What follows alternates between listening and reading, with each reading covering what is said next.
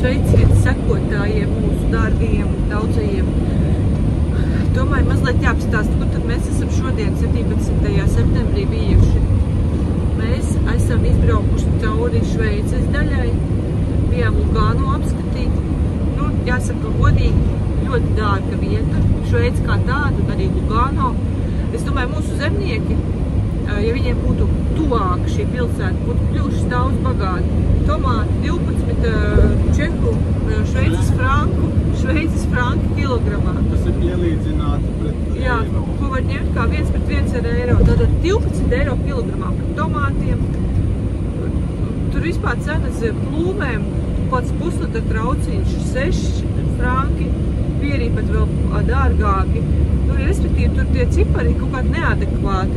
Dažbrīd likās, ka varbūt tā ir kaut kāda cena, tur, centos norādīt kaut kādu vienību, es pat nezinu. Jo, nu, man prātu to aptvert vienkārši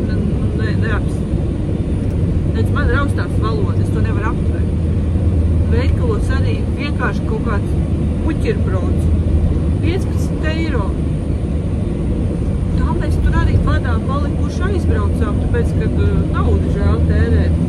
Domāju, pārbrauksim pārobežai uz Itāliju, tur mēs par to naudu pilnu maisu piepirksim ar maizi, sieru, ar sviestu un ar gaļu, un būsim noēdušies tā, ka ārā nāks. Un ko mēs starp citu arī izdarījām? Nopirkām šo to ēst, bet mēs nenoēdāmies gaļu maizi un sieru maizi, bet nopirkām pa mazām desertiņiem katrs. Un tas mums ļoti nošķipināja dušu, un tagad gaidam, ka turēsim iestādi gala mērķi un uzēsim tiešām gaļu maizi. Siermaizi no saviem pārtikas krājumiem un to šķepinušu saldumu kaut kā atsistu.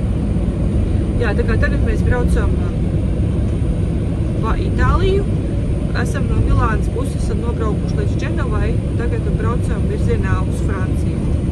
Tā kā ļoti, ļoti drīz jau mēs šķērsosim Francijas robežu, tad varēs teikt, ka mēs esam vienas dienas laikā pabijuši 3 valstīs - Šveicē, Itālijā un Francijā. Laima laiks tagad ir ļoti labs, saulains un silts, un esam tikuši laukā no tā lietus un slapjuma un drēgnuma, kas mums bija Vācijā.